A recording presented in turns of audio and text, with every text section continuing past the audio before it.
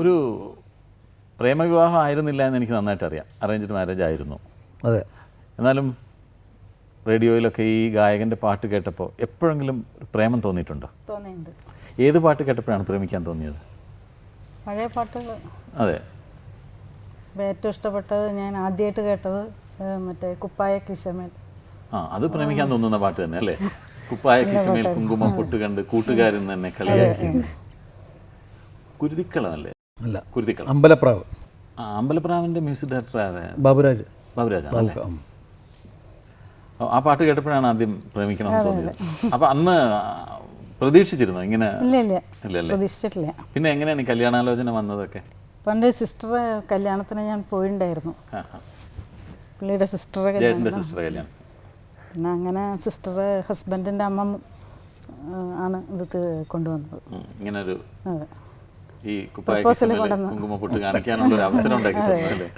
പിന്നീട് ജയേട്ടൻ്റെ എല്ലാ പാട്ടുകളും ഇഷ്ടം തന്നെയായിരിക്കും. കാരണം ജയേട്ടൻ്റെ ഒരു ഹിറ്റല്ലാത്ത പാട്ടുകൾ ഇല്ല എന്ന് തന്നെ പറയല്ലേ. ഒരു സമയത്ത് ഇറങ്ങിയിരുന്ന എല്ലാ പാട്ടുകളും ഇപ്പം ഈവൻ ഞാൻ എല്ലായിടത്തും പറയാറുണ്ട്. മുത്തശ്ശി എന്ന് പറയുന്ന സിനിമയിൽ ജയേട്ടൻ പാടിയ ഹർഷബാഷ്പം തൂക്കി എന്ന പാട്ട് ഹിറ്റാണ്. ദാസേട്ടൻ പാടിയ മുല്ലകൾ ഇന്നലെ ആരാമ ലക്ഷ്മിക്ക് എന്നുള്ള പാട്ട് അധികം പോപ്പുലർ ആയിട്ടില്ല. അങ്ങനെ ജയേട്ടൻ്റെ പാട്ടുകളെല്ലാം ഒരുപാട് പോപ്പുലറാണ്. എന്നും ഓർമ്മയിൽ നിൽക്കുന്ന ജയേട്ടൻ്റെ പാട്ടുകൾ ഏതൊക്കെയാണ്? കരിമുകിൽ കാട്ടിലെ സുപ്രഭാതം. സുപ്രഭാതം പാടിയനല്ലേ ആദ്യമായിട്ട് അവാർഡ് കിട്ടുന്നല്ലേ? First state award, Kerala state award. മോൾക്ക് ഏത് പാട്ടാണ് അച്ഛൻ്റെ ഏറ്റവും ഇഷ്ടം? എനിക്ക് എല്ലാ പാട്ടും ഇഷ്ടമാണ്. വളരെ സെൻഷ്വസ് വോയിസ് ആണ് അച്ഛൻ്റെ. എല്ലാ പാട്ടുകളും ഇഷ്ടമാണ്. എസ്പെഷ്യലി വളരെ റൊമാൻറ്റിക് ആയിട്ടുള്ള പാട്ടുകൾ. ഈ ഇടയ്ക്ക് വന്ന ഗൗരീശങ്കരത്തിലെ ഉറങ്ങാതെ എന്ന് പറഞ്ഞ പാട്ട്, അങ്ങനത്തെ പാട്ടുകൾ ഭയങ്കര ഇഷ്ടം. ഒന്നു തൊടാനുള്ളിൽ തീരാമോഹം, അതൊക്കെ വളരെ ഭയങ്കര ടച്ചിങ് ആയിട്ടുള്ള പാട്ടുകളാണ്. ഈ അടുത്ത കാലത്തായിട്ട് അച്ഛൻ്റെ ശബ്ദം കുറച്ചുകൂടെ നന്നായിട്ടുണ്ടെന്ന് തോന്നിയിട്ടുണ്ടോ? അതെന്താണ് അതിൻ്റെ ഒരു രഹസ്യം? പണ്ടുള്ളതിനേക്കാൾ ശബ്ദമാധുരി ഒന്നുകൂടെ ഡെപ്തൊക്കെ ഒന്നുകൂടെ വോയിസിന്. എനിക്കതിനെക്കുറിച്ച് പറയാനൊന്നും അറിയില്ല. അതിനുവേണ്ടി പ്രത്യേക പ്രാക്ടീസ്? ഒന്നുമില്ല, പ്രാക്ടീസ്. പാട്ടുകൾ കേൾക്കുക മാത്രമേ ഇത്രയുള്ളൂ. വേറെ ഏതെങ്കിലും പാട്ടുകൾ കേൾക്കുമ്പോൾ മറ്റാരെങ്കിലും പാടിയ ഏതെങ്കിലും പാട്ട് കേട്ടപ്പോൾ ഇത് ജയേട്ടൻ പാടിയിരുന്നെങ്കിൽ നന്നായിരുന്നു അങ്ങനെ തോന്നിയിട്ടുണ്ട്? ഏത് പാട്ടാണത്? ദാസേട്ടൻ പാടിയ പാട്ടുകൾ ചിലത് ചേട്ടൻ പാടിയിട്ടുണ്ടെങ്കിൽ നന്നായിരുന്നു എന്ന് തോന്നിയിട്ടുണ്ട്. ചില പാട്ടുകൾ അങ്ങനെ ഇപ്പം എനിക്ക് വടക്കം വീരഗാഥയൊക്കെ കാണുമ്പം ചന്തുവായിട്ട് അഭിനയിച്ചാൽ കൊള്ളാമായിരുന്നു എന്നൊക്കെ തോന്നും. നമ്മുടെ ചില അത്യാഗ്രഹങ്ങളാണ് അതൊക്കെ. അങ്ങനെ ഉണ്ടല്ലോ ഈ പാട്ട് കേൾക്കുമ്പോൾ ഇത് എനിക്ക് പാടാൻ കഴിഞ്ഞിരുന്നെങ്കിൽ എന്ന് ഒരു മോഹം, ഒരു ഗായകനായ സ്ഥിതിക്ക് നമുക്ക് അങ്ങനെ തോന്നാം. ജയേട്ടൻ അങ്ങനെ ഏതെങ്കിലും പാട്ടുകൾ തോന്നിയിട്ടുണ്ട്? അത് തോന്നാറുണ്ട്. പക്ഷേ അങ്ങനെ പ്രത്യേകിച്ച് എടുത്തു പറയാൻ ഏതെങ്കിലും? അങ്ങനെയല്ല, ഒരുപാട് പാട്ടുകളുണ്ട്. അതെ, അതൊരു കലാകാരൻ്റെ ഒരു മോഹമാണ്. മോഹം. ദാസേട്ടനുമായിട്ടൊക്കെ ഉള്ള ബന്ധം എങ്ങനെയാണ്? ദാസേട്ടനായിട്ട് ബന്ധം എന്ന് പറഞ്ഞാൽ 1958 മറ്റേ ഇവിടെ youth festival, state youth festival നടക്കുമ്പോഴാണ് ദാസേട്ടൻ പാട്ടിന് കിട്ടി, എനിക്ക് മൃദംഗത്തിന് സ്റ്റേറ്റ് അവാർഡ് കിട്ടി. ശരി. അങ്ങനെയാണ് ഞങ്ങൾ കണ്ടുമുട്ടുന്നത് ആദ്യമായിട്ട്. അങ്ങനെ എന്നിട്ട് ഒരു സ്റ്റേജിൽ ഞങ്ങൾ പങ്കെടുക്കുകയും ചെയ്തിട്ടുണ്ട്, ഒരു സ്റ്റേജിൽ. എന്നിട്ട് അതിന് ശേഷം പിന്നെ കാണുന്നത് സെക്കൻഡ് ഇയർ BSc പഠിക്കുമ്പോൾ ഞാനും എൻ്റെ അനിയനും കൂടെ മദ്രാസിൽ പോയി. മദ്രാസിൽ പാരിയൻ കമ്പനി ജോലി എടുത്തതാണ് ഞാൻ. അതിൽ അവിടെ എൻ്റെ ബ്രദർ ജോലി എടുത്തു, ചേട്ടനെ കാണാൻ വേണ്ടി പോയതാണ്, ചേട്ടൻ്റെ കൂടെ താമസിക്കാനായിട്ട്. സുധാകരൻ എന്നാ പേര്. ഞാൻ പറഞ്ഞു നല്ലോണം പാടുമെന്ന് പറഞ്ഞില്ലേ, അദ്ദേഹത്തിൻ്റെ കൂടെ താമസിക്കാനായിട്ട് അവിടെ ചെന്നപ്പോൾ ഒരു കക്ഷി ഇരിക്കുന്ന അവിടെ. അപ്പോൾ ചേട്ടൻ ചോദിച്ചു ആളെ അറിയാമെന്ന് വെച്ചു. ഞാനിങ്ങനെ നോക്കി കുറേ നേരം ആലോചിച്ച് നോക്കി, ഞാൻ എവിടെ കണ്ടിട്ടുണ്ടല്ലോ. പിന്നെ റെക്കഗ്നൈറ്റ് ദാസേട്ടൻ യേശുദാസ് അല്ലേ എന്ന് വെച്ചു. അതെ എന്ന് പറഞ്ഞു.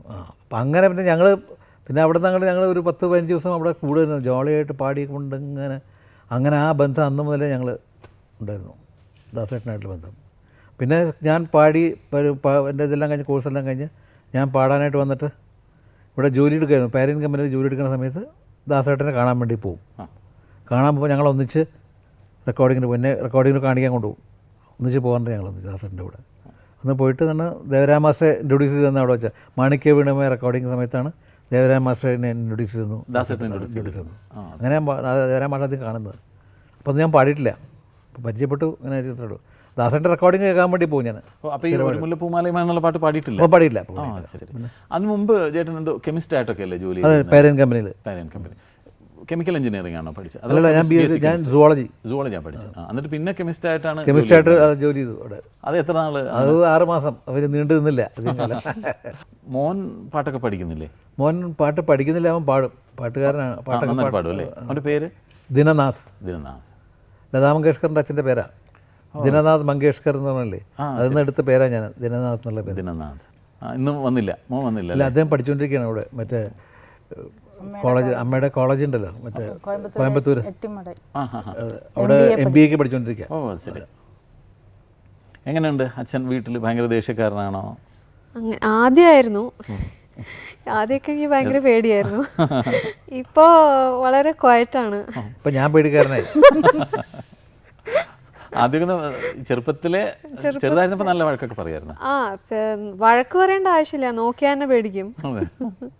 ഇപ്പോൾ അങ്ങനെയല്ല, പിന്നെ വളരെ ഫ്രണ്ട്ലി അപ്രോച്ച്. ഞാൻ പേടിക്കും അതല്ലേ, നോക്കിക്കഴിഞ്ഞാൽ. ഈ ഭയങ്കര ദേഷ്യക്കാരനായിട്ടാണ് ഞങ്ങളൊക്കെ കണ്ടിട്ടുള്ളത്. നമ്മൾ സാറിന് ഈ ഗൾഫ് പ്രോഗ്രാമിനൊക്കെ പോകുമ്പോൾ ഈ ഓർഗനൈസേഴ്സൊക്കെ നിസ്സാരം എന്തെങ്കിലും കുഴപ്പം വരുത്തിയാൽ മതി, പെട്ടെന്ന് ദേഷ്യം വരെ. അത് ഭയങ്കര ഡെഡിക്കേഷൻ ആയിട്ടാണ്.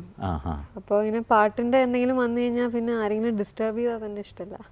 ശരി. ഭയങ്കര ഡെഡിക്കേഷനാണ്, അതുകൊണ്ടാണ് അത്. അല്ലെങ്കിൽ ഒക്കെ കുഴപ്പമില്ല, ഫ്രണ്ട്ലിയാണ്. തമാശകൾ പറയാനും ചിരിക്കാനും ഒക്കെ ഉണ്ട്, പക്ഷെ ഇടയ്ക്ക് തമ്പുരാൻ്റെ തന്നെ സ്വഭാവം വരും ചിലപ്പം, അല്ലേ? നല്ല ചൂട് ഞാൻ കണ്ടിട്ടുണ്ട്, നല്ല ദേഷ്യപ്പെടുന്നത്. പക്ഷെ വീട്ടിലത്ര ഇല്ല. വീട്ടിലിരുന്ന് പാടുമോ പാട്ടുകളൊക്കെ? അങ്ങനെ പാടാറുണ്ട്. അല്ല, വെറുതെ കേട്ട് പാടുന്ന പോലെയല്ല, ഒരു ശരിക്കും നിങ്ങൾ പാടിത്തരുന്നത് പോലെ നന്നായിട്ട് എല്ലാവരും കൂടി വർത്തമാനം പറഞ്ഞിരിക്കുമ്പോൾ പാടാറുണ്ട്. നമുക്ക് എല്ലാവർക്കും വർത്തമാനം പറഞ്ഞിരിക്കുമ്പോൾ ഒരു പാട്ട് പാടാം. പാടാലോ. ഹർഷബാഷ്പം തൂകി വർഷപഞ്ചമി വന്നു, ഇന്ദുമുഖി ഇന്നുരാവിൽ എന്തു ചെയ്വൂ നീ, എന്തു ചെയ്വൂ നീ. ഹർഷബാഷ്പം തൂകി വർഷപഞ്ചമി വന്നു, ഇന്ദുമുഖി ഇന്നുരാവിൽ എന്തു ചെയ്വൂ നീ, എന്തു ചെയ്വൂ നീ. ഏത് സ്വപ്ന പുഷ്പവനം നീ തിരയുന്നു, ഏത് രാഗ കൽപ്പനയിൽ നീ മുഴുകുന്നു.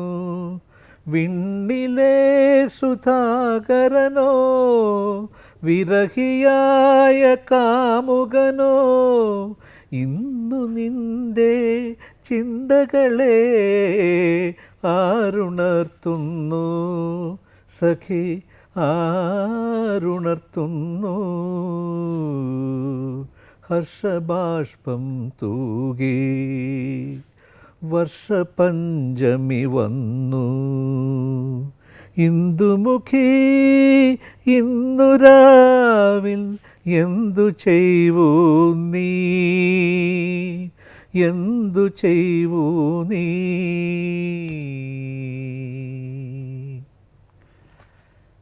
പാട്ട് പാടാൻ കഴിഞ്ഞില്ലെങ്കിലും ആസ്വദിക്കാൻ കഴിയുന്നത് തന്നെ ഭയങ്കര ഒരു ഭാഗ്യമാണ്, അല്ലേ? ഏറ്റവും വലിയ കാര്യം അതാണ്. അപ്പോൾ പാട്ട് പാടാനും കൂടെ കഴിയാന്ന് പറഞ്ഞാൽ ഇത്ര വലിയ ഭാഗ്യമായിരിക്കും, അല്ലേ? ചേച്ചി പാടൂല്ലേ? ഇല്ല, കേൾക്കാറേ ഉള്ളൂ. പാടില്ല നിർബന്ധമാണ്? പാടാറില്ല. മോള് പാടും? ഇല്ല, ഞാൻ പാടില്ല. പാട്ട് കേൾക്കും, ചിലപ്പോൾ ഒന്ന് മൂളും, അത്ര തന്നെയുള്ളൂ. ഇപ്പം മൂളണോ? വേണ്ട. ഈ ഇത്രയധികം പാട്ടുകൾ പാടിയിട്ടുണ്ട്. ഇപ്പം ഞാൻ നേരത്തെ പറഞ്ഞ പോലെ 8000-ലധികം പാട്ടുകൾ പാടിയിട്ടുണ്ട്. ഈ ജേട്ടൻ പാടിയ ഏതെങ്കിലും പാട്ടിൻ്റെ ഏതെങ്കിലും ഒരു ലൈൻ എവിടെയെങ്കിലും പെട്ടെന്ന് കേട്ടാൽ അത് ഐഡൻറ്റിഫൈ ചെയ്യാൻ പറ്റും, ഇത് ഞാൻ പാടിയ പാട്ടാണ്, ഇന്ന പാട്ടാണെന്നൊക്കെ ഉള്ളത് ലൈൻ കേട്ടാൽ പറയാൻ പറ്റും, ആണല്ലേ? പാടാൻ പറ്റും. മിന്നാതെ മിന്നുന്ന മിന്നാമിനുങ്ങേ ഒന്നുറങ്ങാനുള്ള ചൂടുണ്ടോ,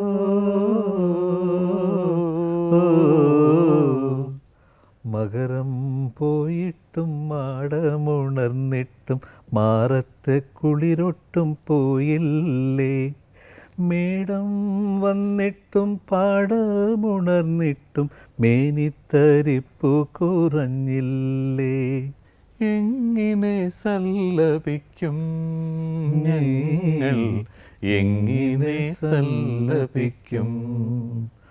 വസന്ത സദനത്തിൻ വാതായനങ്ങളിലെ വനപുഷ്പരാജകുമാരികളെ, മത്സരിക്കേണ്ട സൗന്ദര്യ മത്സരത്തിൽ മത്സഖിയോടിന്നും നിങ്ങളാരും വാസന്ത സദനത്തിൻ വാതായനങ്ങളിലെ വനപുഷ്പരാജകുമാരികളെ. മിക്കവാറും എല്ലാ സംഗീത സംവിധായകരുടെയും പാട്ടുകൾ ചേട്ടൻ പാടിയിട്ടുണ്ടല്ലോ. അന്നത്തെ സംഗീത സംവിധായകർ, അതായത് ദക്ഷിണാമൂർത്തി, ബാബുരാജ്, ദേവരാജൻ മാസ്റ്റർ, അങ്ങനെയുള്ള സംഗീത സംവിധായകരെ കുറിച്ചാണ്.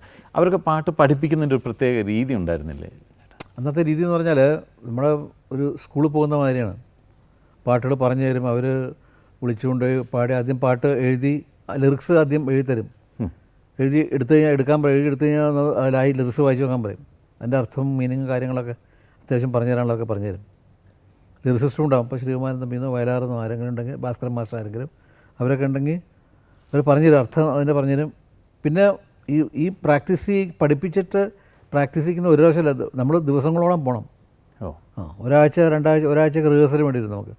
നമ്മൾ ഇത് പോയിട്ട് ആദ്യം പോയി അവിടെ ഹാർമോണിയം, തബല, ഗിറ്റാറൊക്കെ വെച്ച് ചെറിയ രണ്ട് മൂന്ന് ഇൻസ്ട്രുമെൻ്റ് വെച്ച് പാടി പ്രാക്ടീസ് ചെയ്യും. അങ്ങനെ ഒരാഴ്ച പ്രാക്ടീസ് ചെയ്തിട്ടൊക്കെ റെക്കോർഡിങ് തന്നിട്ടുള്ളൂ. പറഞ്ഞു തന്ന് അതും പാട്ട് പറഞ്ഞു തന്ന് വളരെ ഡീറ്റെയിൽഡായിട്ട് പറഞ്ഞു തന്നിട്ടൊക്കെയാണ് അന്നത്തെ റെക്കോർഡിംഗ് ഒക്കെ. ഇന്നത്തെ മാതിരി അങ്ങനെ ഇന്ന് ചെന്ന ഉടനെ നമുക്ക് പാട്ടേതാണെന്ന് അറിയാൻ പാടില്ല. ചെല്ലുമ്പോഴാണ് പാട്ടേതാണെന്ന് അറിയുന്നത്. റെക്കോർഡിംഗ് സ്റ്റുഡിയോ ചെല്ലുമ്പോൾ പാട്ട് എന്നതാണെന്ന് അറിയുന്നത്. അപ്പം തന്നെ പഠിച്ചപ്പോൾ പാടുക ചെയ്യണേ. ഇപ്പോൾ വേറൊരു വ്യത്യാസമുണ്ട്. ഇപ്പോൾ വെച്ചാൽ 4 ലൈനായിട്ട് എടുക്കാൻ പറ്റും. മറ്റേത് അങ്ങനെയല്ല, ഒറ്റ സ്ട്രെച്ചിൽ നിന്ന് പാടണം. പക്ഷെ അങ്ങനെ വരുമ്പോൾ വേറൊരു മെച്ചം വെച്ചാൽ ഫീലിങ്സും കണ്ടിന്യൂറ്റിയും കൂടും. അന്നത്തെ ആ ടൈപ്പ് ഓഫ് റെക്കോർഡിങ്ങിൽ ഒരുപാട് ഫീലിങ്സും ഭാവം കൂടുതൽ. ഓർക്കസ്ട്ര എല്ലാവരും കാണുകയാണ്. നമ്മൾ ഓർക്കസ്ട്രക്കാരെ എല്ലാവരും, മ്യൂസിഷ്യൻസിന് എല്ലാവരും നമ്മൾ കണ്ടുകൊണ്ട് പാടുന്നത്.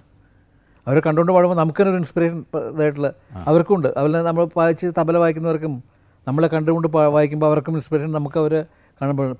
ഇപ്പോൾ ഡ്യുവറ്റ്സ് പാടുകയാണെങ്കിൽ അന്ന് ജാനകിയമ്മയോട്ടോ സുശീലാമ്മയോട്ടോ കൂടെ പാടുമ്പോൾ അവരൊന്നിച്ച് നിന്നിട്ടാണ് പാടുന്നത് നമ്മൾ. അപ്പോൾ അങ്ങനെ വരുമ്പോൾ ആ ഫീലിംഗ് ഒരു വ്യത്യാസമുണ്ട്. അവർ നിന്ന് ലൈവായിട്ട് പാടുമ്പോൾ നമ്മൾ അവരുടെ മുമ്പിൽ നിന്ന് പാടുമ്പോൾ, ഡ്യുവറ്റ് പാടുമ്പോൾ ആ ഫീലിംഗ്. ഇന്നിപ്പോൾ അങ്ങനെയല്ല. ഇന്നിപ്പോൾ ഞാൻ റെക്കോർഡ് ചെയ്ത് കഴിഞ്ഞിട്ട് ഒരാഴ്ച കഴിഞ്ഞിട്ടാണ് ചിത്ര പാടുന്നത്, അല്ലെങ്കിൽ സുജാത പാടുന്നത്. അവരെ കാണുന്നത് തന്നെയില്ല. റെക്കോർഡ് വരുമ്പോഴായിരിക്കും നമ്മുടെ ഡ്യുവറ്റ്സ് നമ്മുടെ വോയിസ് കേൾക്കുന്നത്. അപ്പോൾ ഈ പ്രോസസ്സ് കുറച്ചുകൂടെ എളുപ്പമായി എന്നല്ലാതെ പാട്ടിൻ്റെ ഒരു ക്വാളിറ്റി ശരിക്കും മറ്റേതിന് കൂടുന്നതാണ് എൻ്റെ അഭിപ്രായം. ഇന്ന് പിന്നെ കൂടുതൽ ഇതാണ്. ഇപ്പോൾ ഒരു വാക്ക് വേണമെങ്കിൽ മാറ്റാൻ പറ്റും. ഒരക്ഷരം കൂടെ മാറ്റാൻ പറ്റുന്നതാണ്. ശ്രുതി ഇപ്പോൾ വേറൊരു ഇത് വന്നിരിക്കുന്നത്, എവിടെയെങ്കിലും ശ്രുതി പോയിട്ടുണ്ടെങ്കിൽ ശ്രുതി ചേർക്കാൻ പറ്റും. ശരി. അപ്പോൾ പാട്ടുകാരൻ്റെതായിട്ടുള്ള ഇപ്പോൾ യാതൊരു ഇതുമില്ല, കോൺട്രിബ്യൂഷൻ വരില്ല. അപ്പോൾ എല്ലാം മെഷീൻ ചെയ്യുന്ന കാലഘട്ടത്തിലേക്ക് വന്നിരിക്കുകയാണ്. മറ്റേതല്ല. എനിക്കിപ്പോൾ അത്ഭുതം തോന്നാറുണ്ട്. ഇപ്പോൾ സുശീലാമ്മയും റഫി സാബൊക്കെ പാടിയ പാട്ടുകളൊക്കെ ഇവരൊക്കെ അന്ന് ഒറ്റ സ്ട്രെച്ചിൽ നിന്ന് പാടി എങ്ങനെ പാടിയവരെ പാടി. നമ്മൾ പാടിയതിനെ കുറിച്ച് നമ്മൾ ഓർക്കുന്നില്ല. അവർ പാടിയ പാട്ടുകളെ കുറിച്ച് നോക്കുമ്പോൾ എങ്ങനെയാണ് ഇപ്പോൾ അവർ പാടിയത്. അപ്പോഴാണ് അവരോടുള്ള നമുക്ക് ആ ഒരു ബഹുമാനം കൂടുന്നത്. അങ്ങേറ്റം കണ്ണ് നിറഞ്ഞു പോകും. നമ്മുടെ സലിൽ ചൗധരിയുടെ ഒക്കെ വളരെ കുറച്ച് പാട്ട് പാടിയിട്ടുള്ളൂ. വളരെ കുറച്ച് പാടി. മലയാളത്തിൽ ഒരുപാട് നല്ല പാട്ടുകൾ പിന്നെ ചെയ്തിട്ടുള്ള ഡിഫറെൻറ്റ് ടൈപ്പ് ഓഫ് മ്യൂസിക് ചെയ്ത മ്യൂസിക് ഡയറക്ടറാണ്. പിന്നെ ഗ്രേറ്റ് മ്യൂസിക് ഡയറക്ടർ. പക്ഷേ ചേട്ടൻ പാടിയ പാട്ടുകളൊക്കെ നല്ല നിശാസുരഭികൾ, പൊന്നുഷസിനുപവനങ്ങൾ. നിശാസുരഭികൾ ഓർക്കാൻ പറ്റുന്നുണ്ട്? കുറച്ചറിയാം. നിശാസുരഭികൾ വസന്തസേനകൾ നടനമാടാൻ വരികയോ, രതി നടനമാടാൻ വരികയോ, എന്നെ വിളിച്ചുണർത്താൻ പ്രിയദർശിനി നീ വികാരവതിയായി വരികയോ, വീണ്ടും വരികയോ. നിശാസുരഭികൾ വസന്തസേനകൾ നടനമാടാൻ വരികയോ, രതി നടനമാടാൻ വരികയോ. അദ്ദേഹം പാട്ട് പഠിപ്പിക്കുന്ന രീതി എങ്ങനെയാണ്? നമുക്ക് ട്യൂൺ തന്നെ അങ്ങനെ പറഞ്ഞുതരും.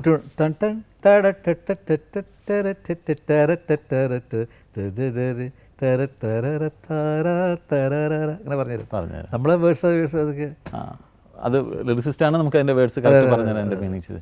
ഈ ഇത്രയും പാട്ടൊക്കെ അച്ഛൻ പാടുന്ന കേൾക്കുമ്പോൾ കൂടെ ഒന്ന് പാടണമെന്ന് തോന്നില്ലേ? ചിലപ്പോൾ മൂളാറുണ്ട്, പക്ഷേ ഇപ്പോൾ വേണ്ട.